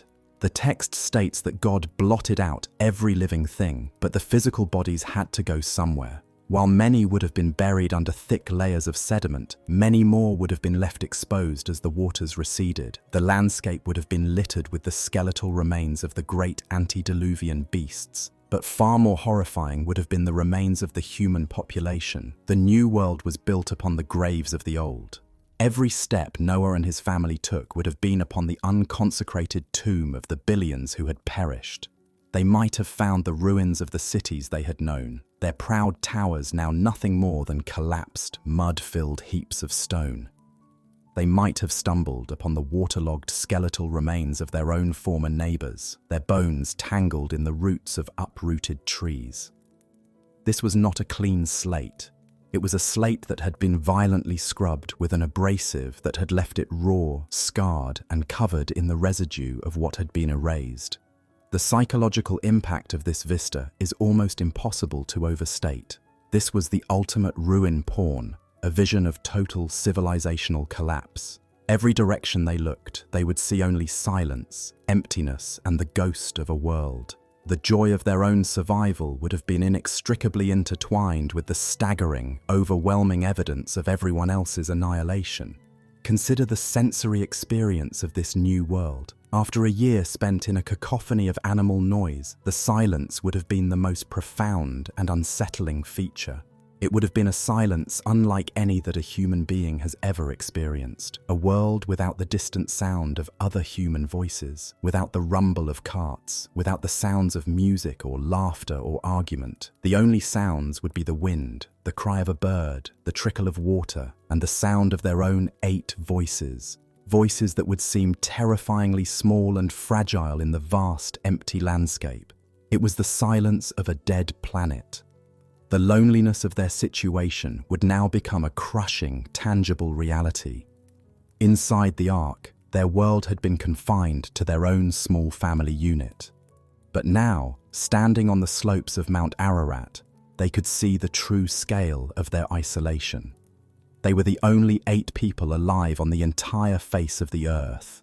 There was no one over the next hill. There was no other village in the next valley. There was no one across the sea. The entire human species, with all its diversity, its cultures, its languages, and its histories, had been reduced to this single, traumatized Mesopotamian family.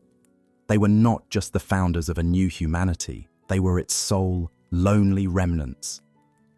This knowledge would have brought with it a sense of existential vertigo, a feeling of being the last stars in a galaxy that had gone dark.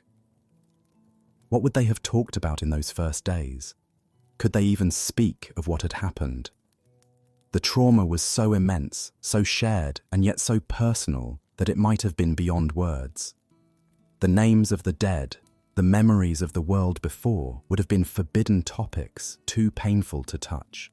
They were 8 people bound together by a shared, monstrous secret, the secret of their own survival. This would have created a strange and complex dynamic, a mixture of intense codependence and potential resentment. They were all each other had, but each was also a constant reminder of all that had been lost. It is in this context of absolute desolation and profound psychological trauma that we must understand Noah's very first act upon setting foot in the new world. Before he builds a house, before he plants a field, before he engages in any act of domestic creation, he performs a religious ritual.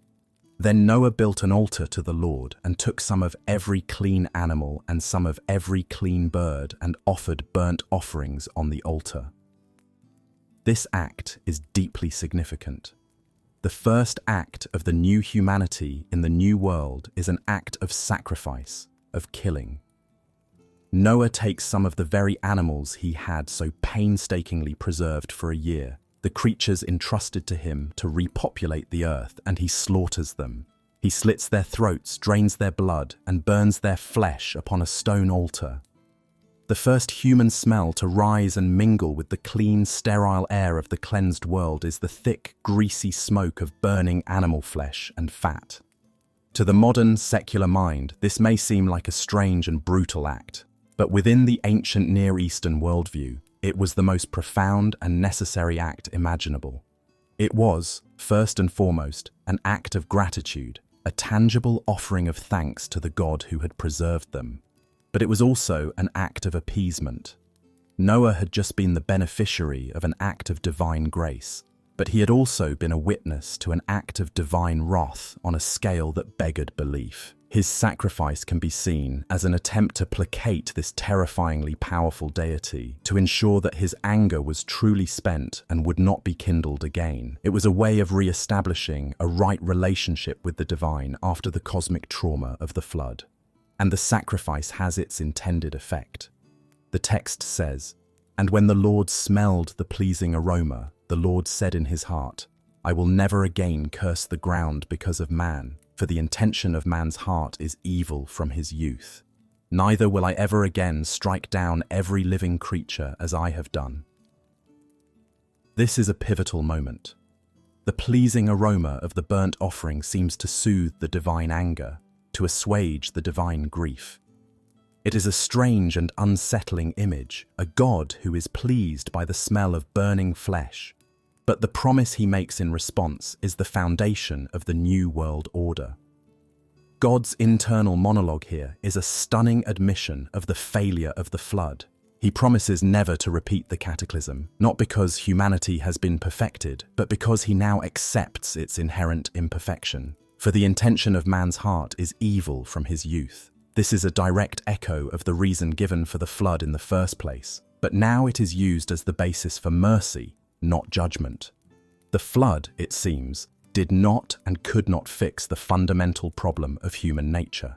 The 8 survivors carried the same flawed seed within them as the generations that had been drowned. The grand, violent experiment of global purification had failed to achieve its ultimate goal.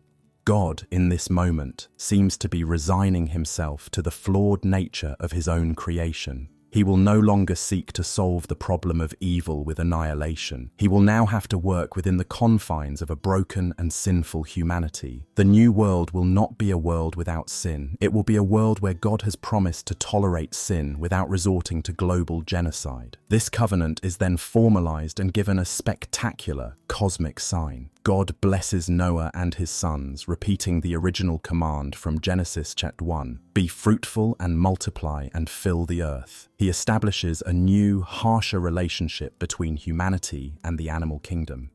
Before the flood, man was a vegetarian. Now, God says, "Every moving thing that lives shall be food for you." Fear and dread will now define the relationship between man and beast, and he establishes a new law against murder, with a new penalty. "Whoever sheds the blood of man, by man shall his blood be shed, for God made man in his own image." The post-flood world will be a more violent and dangerous place, but it will be governed by a new set of divine rules. And then comes the sign of this new covenant, this eternal promise. "I have set my bow in the cloud, and it shall be a sign of the covenant between me and the earth. When the bow is in the clouds, I will see it and remember the everlasting covenant." The rainbow, a beautiful and ephemeral phenomenon of light and water, is here repurposed as a divine weapon and a divine reminder. The bow is the same word used for a warrior's battle bow. God is, in essence, hanging up his war bow in the clouds as a sign that his war against his own creation is over. But it is also a reminder for God himself. He sets the rainbow in the sky so that when he sees it, he will remember his promise and refrain from destroying the world again. This is a staggering theological concept.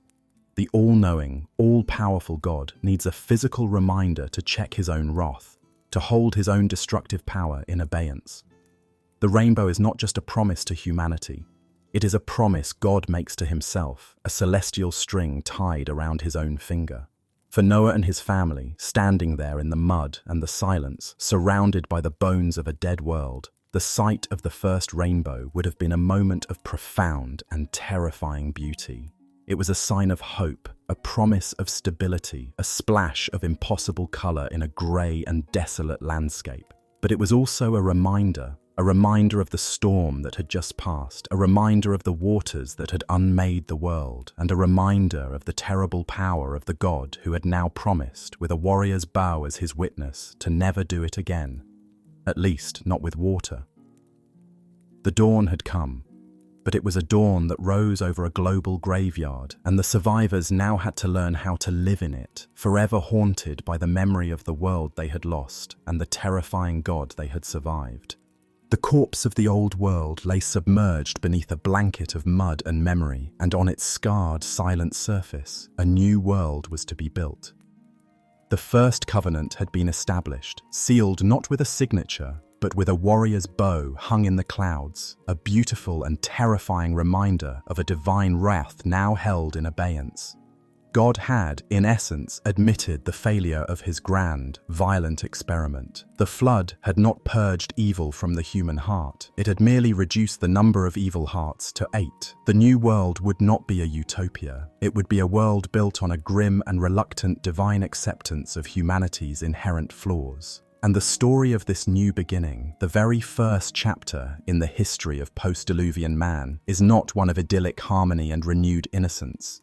Instead, it is a strange, dark, and deeply unsettling triptych of events that reveals how quickly the old patterns of violence, shame, and division reasserted themselves. The first acts of the new world are a sacrifice, a drunken stupor, and a terrible curse.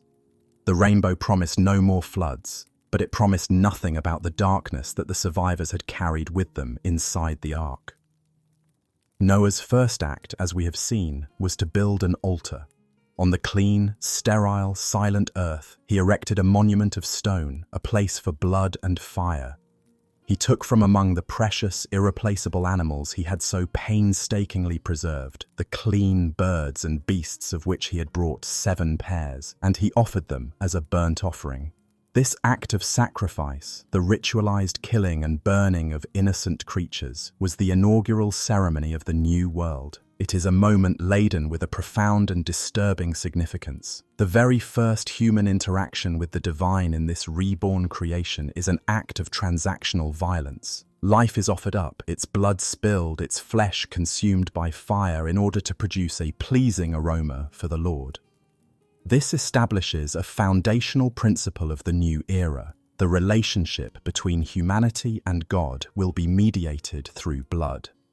The divine reaction to this sacrifice is equally unsettling. The smell of the burning flesh soothes God's heart, leading him to make his covenant. But the terms of this new covenant, when examined closely, are far from a return to Edenic harmony. God blesses Noah and his sons with the command to be fruitful and multiply, a repetition of the original blessing to Adam. But this new blessing is immediately followed by a new, harsher world order. God says, "The fear of you and the dread of you shall be upon every beast of the earth and upon every bird of the heavens. Into your hand they are delivered. Every moving thing that lives shall be food for you. And as I gave you the green plants, I give you everything." This is a radical and violent restructuring of the relationship between man and the animal kingdom. In the world before the flood, humanity was vegetarian. The peaceable kingdom of Eden, where man was a steward, not a predator, was the ideal. Now, in this new fallen world, that peace is officially revoked. The relationship is to be one of fear and dread. Man is no longer a shepherd. He is a tyrant. The animals are delivered into his hand, not for care, but for consumption. Carnivorism, the act of one living creature sustaining itself by killing and eating another, is now given a divine sanction. The new world is, by divine decree, a world of bloodshed. This is immediately followed by the establishment of the principle of capital punishment for murder. Whoever sheds the blood of man, by man shall his blood be shed. The new covenant does not create a world of peace. It creates a world where violence is now regulated by a system of divinely sanctioned retaliatory violence. The rainbow in the cloud was a promise against one specific type of divine wrath, but it seems to have been the starting gun for a new, more intimate era of human and animal violence on the ground. The first pillar of the new world is built on a foundation of blood and fear. The second pillar, the second story of this new beginning, introduces the theme of human fallibility and shame in a bizarre and deeply personal episode. Having established his covenant with God, Noah, the great patriarch, the righteous man who had saved the world, now turns to a more worldly pursuit. Noah began to be a man of the soil, and he planted a vineyard.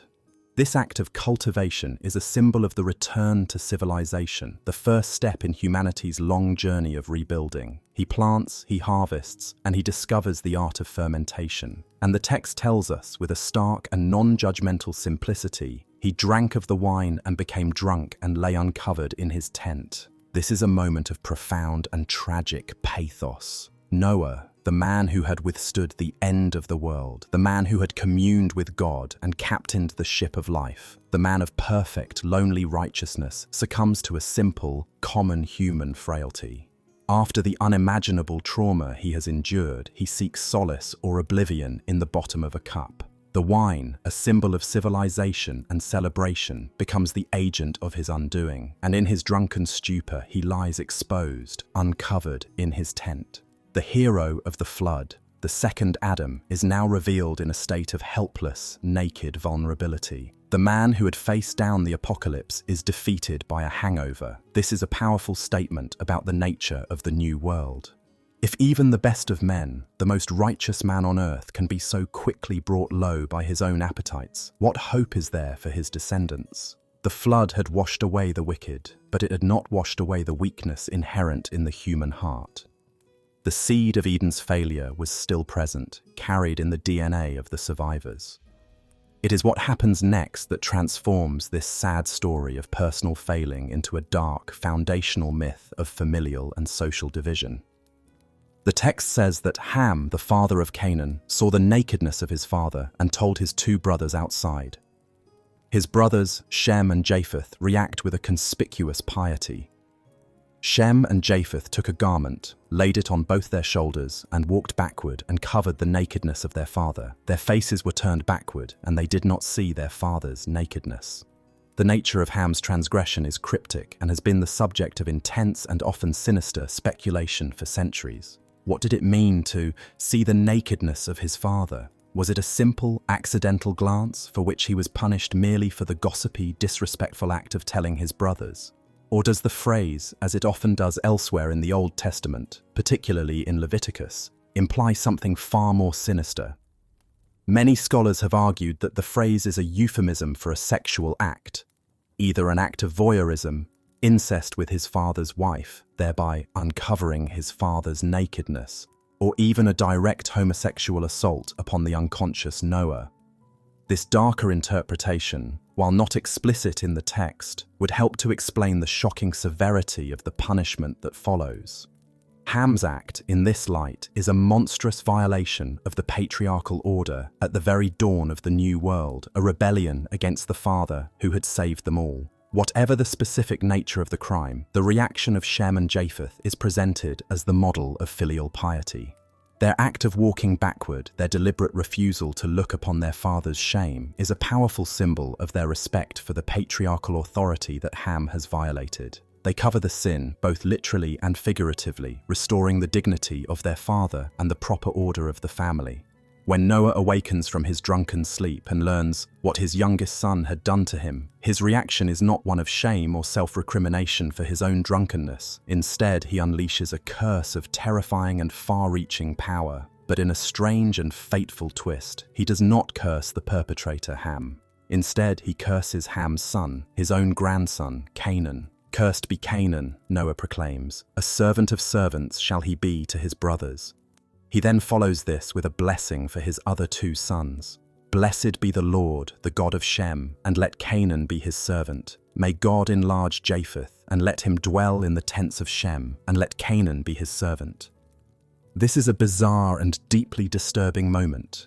Why is Canaan cursed for the sin of his father Ham? The text offers no explanation. Perhaps it was to create a more direct and lasting injury to Ham, to punish him through his lineage, or perhaps the curse reflects later political realities, providing a theological justification for the Israelites, descendants of Shem, eventual conquest of the land of Canaan.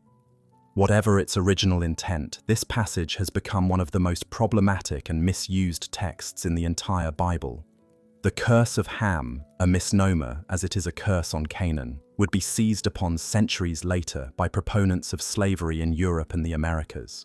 They would construct a false and malicious racial genealogy, arguing that Ham was the ancestor of the black races of Africa, and that Noah's curse therefore provided a divine, biblical justification for their enslavement by the descendants of Japheth, the Europeans, and Shem, the peoples of the Middle East. This grotesque misreading of the text, which has no basis in the original Hebrew, was used to provide a theological veneer for centuries of brutal racial oppression. The second foundational story of the New World, a strange and intimate tale of drunken shame in a tent, thus becomes the mythical source code for a system of division, hierarchy, and slavery that would plague humanity for millennia. The New World is now not only a world of violence and human frailty, but a world that is, by a patriarchal curse, fundamentally and divinely stratified into masters and servants. This triptych of stories, the sacrifice, the drunkenness, and the curse, paints a grim picture of the world after the flood. It is a world that is immediately reinscribed with the very problems that had led to the destruction of the old one. The potential for violence, the reality of human weakness and shame, and the establishment of corrupting social hierarchies are all present in the very first chapter of the new humanity. The flood had provided a clean slate, but the first things written upon it were depressingly familiar. The narrative seems to be making a profound and pessimistic point. A change in scenery does not change the human heart. You can wash the world clean of sinners, but you cannot wash the sin out of the survivor.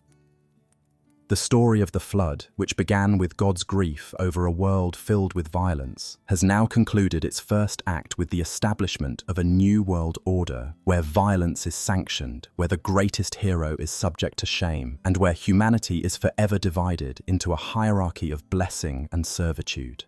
The rainbow was a promise that God would not press the reset button again.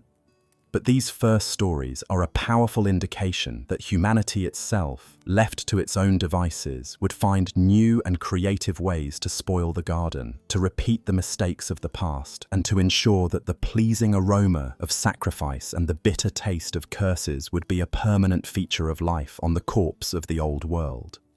The grand, dramatic, external evil of the antediluvian age of giants and monsters had been replaced by a quieter, more intimate, and more insidious evil that now resided within the heart of the family, the foundation of the new civilization itself. The new world was born, but it was born old, tired, and already bearing the seeds of its own future corruption. And so, the new world begins, a world born from water and washed in blood, a world shadowed by the memory of a global execution and tainted from its first moments by the familiar patterns of human frailty. The story of Noah, as it stands in the book of Genesis, is a complete and self-contained theological drama, a terrifying narrative of divine judgment, destruction, and flawed rebirth. But to fully comprehend its power, its uniqueness, and the true nature of its chilling message, we must take one final step back. We must pull our gaze away from the slopes of Ararat and look out across the broader landscape of ancient human memory. For the story of a great flood that wiped out humanity is not, in fact, unique to the Hebrew Bible. It is a story that haunted the collective imagination of the ancient Near East, a primal memory or a pervasive myth that existed in multiple forms long before the book of Genesis was ever compiled. The evil of the Genesis story lies not in its originality, but in its revolutionary and terrifying reinterpretation of a shared ancient nightmare. The cradle of this flood mythology lies in the same fertile, river-fed plains where Noah's story likely finds its geographical and cultural roots: Mesopotamia, the land between the Tigris and Euphrates rivers. Here, in the heart of the world's first great civilizations, Sumer, Akkad, Babylon, the threat of catastrophic flooding was not an abstract concept, but a real and recurring danger. The great rivers that gave them life could, with the spring thaws, turn into raging, destructive torrents, wiping out cities and reshaping the landscape. It is from this environment of hydraulic anxiety that the world's first written literature emerged, and embedded within that literature is the persistent memory of a great, world-ending deluge. The earliest known version of this story is a Sumerian fragment from the Eridu Genesis, dating back to the 3rd millennium BC. It tells of the god Enki warning a pious king Ziusudra of the god's decision to destroy mankind in a flood, instructing him to build a large boat to save himself and the seed of mankind. But the most complete and influential version of the Mesopotamian flood myth, the one that bears an almost uncanny resemblance to the story of Noah, is found in the Epic of Gilgamesh. This great Babylonian masterpiece, one of the oldest surviving works of literature, tells the story of Gilgamesh, a king haunted by the fear of death who goes on a quest for immortality. In his journey, he seeks out the only man who has ever escaped death, a legendary figure named Utnapishtim, the survivor of the Great Flood. The story that Utnapishtim tells Gilgamesh is so strikingly parallel to the Genesis account that when it was first deciphered from cuneiform tablets in the 19th century, it sent a shockwave through the world of biblical scholarship. The parallels are specific, numerous, and undeniable. Let us lay them side by side. In the Epic of Gilgamesh, the gods, led by the capricious and ill-tempered Enlil, decide to destroy mankind because their noise and clamour are disturbing the gods' sleep. It is a decision born not of moral judgment but of divine irritation.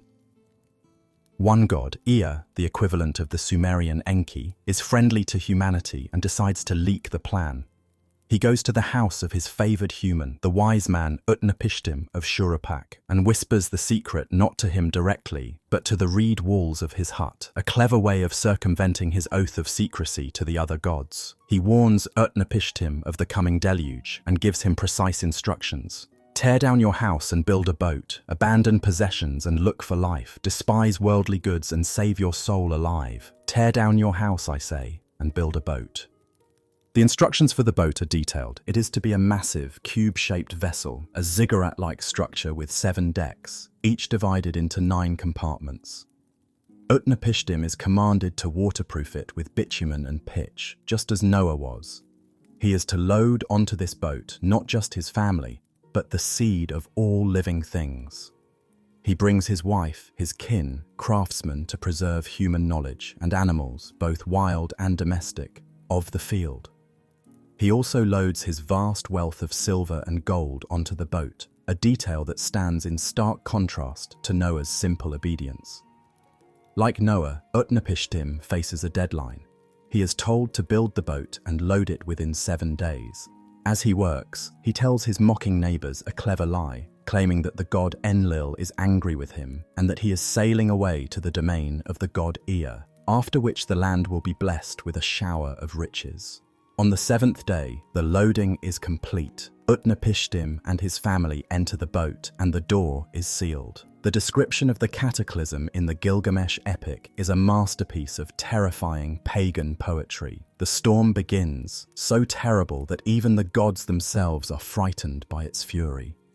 The gods were terrified by the flood, and they fled. They climbed up to the heaven of Anu. The gods were cowering like dogs. They crouched against the outer wall.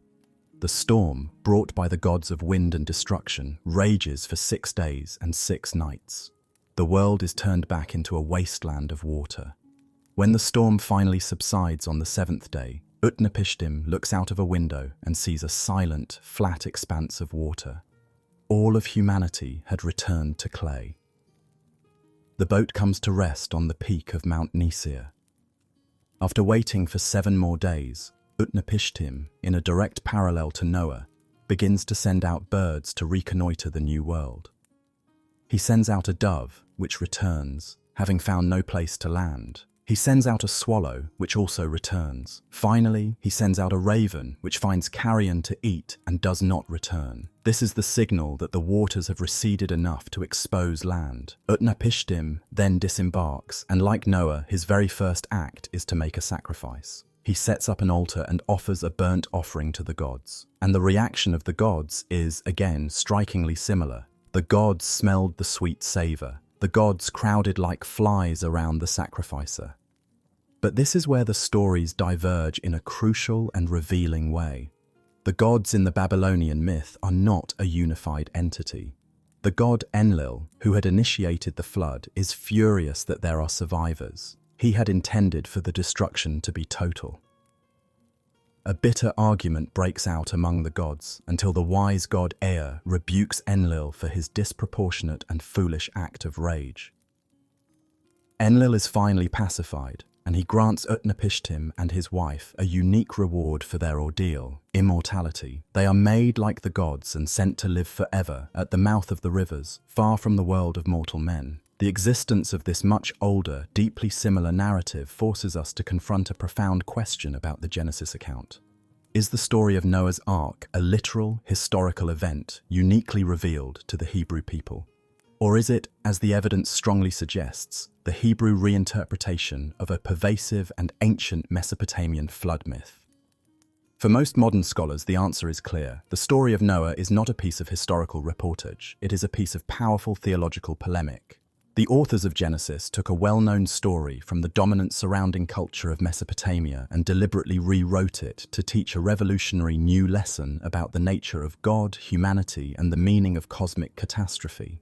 And it is in the differences, not the similarities, that the true, terrifying genius of the Genesis account is revealed. The first and most profound difference is the reason for the flood. In the Gilgamesh epic, the flood is an act of amoral, divine caprice. The gods are annoyed by the noise of humanity, like a grumpy landlord dealing with noisy tenants. Their decision is impulsive and unethical. There is no moral judgment involved. Utnapishtim is saved not because he is righteous, but simply because he happens to be a favorite of one particular god, Ea. The flood is a meaningless tragedy, a testament to the chaotic and unpredictable nature of a world governed by a pantheon of squabbling, petty, and all-too-human deities. The Genesis account transforms this immoral catastrophe into a deliberate and terrifying act of justice. The flood is not a whim. It is a sentence passed by a single, all-powerful and omniscient God after a long and sorrowful deliberation. The world is not destroyed because it is noisy, but because it is evil, because it has become morally and spiritually cancerous. Noah is not saved because he is a divine favorite. He is saved because he is the last righteous man, the only one who has maintained his side of the covenant with God. The Hebrew authors have taken a story about a natural disaster and turned it into a story about a moral reckoning. This is a revolutionary theological leap, but it is also a profoundly horrifying one. It replaces the terror of a meaningless universe with the far greater terror of a universe where a just and loving God is capable of judging an entire species as being worthy of extinction. This leads to the second major difference, the character of the deity. The gods of Mesopotamia are powerful but limited, flawed, and even cowardly. They are frightened by the very storm they unleash. They squabble and deceive one another. They are, in the end, just superpowered humans. The God of Genesis, by contrast, is a figure of absolute, terrifying, and solitary power. He is in complete control of the cataclysm from beginning to end. He decides, he decrees, he acts. He is both the grieving creator and the unflinching executioner. There is no other divine voice to challenge him, no other God to argue for mercy. His decision is absolute and unopposed. This elevates the story from a myth about a squabble on Mount Olympus to a profound and terrifying meditation on the nature of absolute power and divine justice. The evil of the flood is no longer the evil of chaos. It is the evil of a perfect, ordered, and deliberate plan. The final crucial difference is the outcome.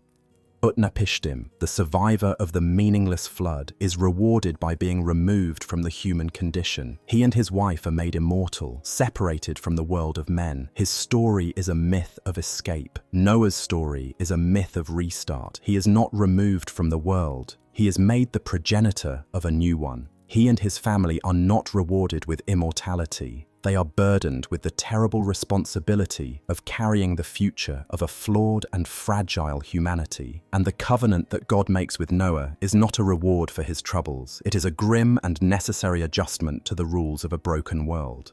The rainbow is not a symbol of divine pleasure, but a promise born of divine regret and a newfound reluctant tolerance for the very evil that the flood was supposed to erase. So, what is the ultimate evil in the story of the Great Flood? Is it the wickedness of the antediluvian world, the violence of the Nephilim? Is it the cataclysm itself, the drowning of billions of men, women, children, and animals? Or is it something deeper, something embedded in the very telling of the tale? Perhaps the most profound evil is the act of theological appropriation itself. It is the act of taking an ancient regional myth about a natural catastrophe caused by amoral, chaotic deities and deliberately reframing it as the just, righteous, and necessary act of a loving and all-powerful God. The story becomes not just a chronicle of a disaster, but a theological justification for divine genocide. It teaches that there is a level of human sinfulness so great that the only moral and righteous response is total annihilation. It is a story that has been used for centuries to justify acts of holy violence, to see opponents not as fellow human beings, but as a corrupting influence that must be blotted out. The story of Noah's Ark, stripped of its nursery room charm, is one of the most terrifying narratives ever conceived. It is a story of a God who regrets his own creation, a righteous man burdened with a terrible commission, a world drowned in a storm of cosmic violence, a handful of survivors trapped in a floating coffin, a new world born on a global graveyard, and a flawed humanity that carries the seeds of its own destruction into the very first dawn of the new creation. It is a story that begins in sorrow, proceeds through terror, and ends not with a happy resolution, but with a deeply unsettling and compromised peace. It is a memory of a flood that was designed to wash the world clean, but which left behind a stain that could never be erased. The rainbow fades from the sky, and the silence of the new world gives way to the familiar sounds of your own time. We have journeyed with the last man and witnessed the death and rebirth of his world. The story, in the end, is a mirror.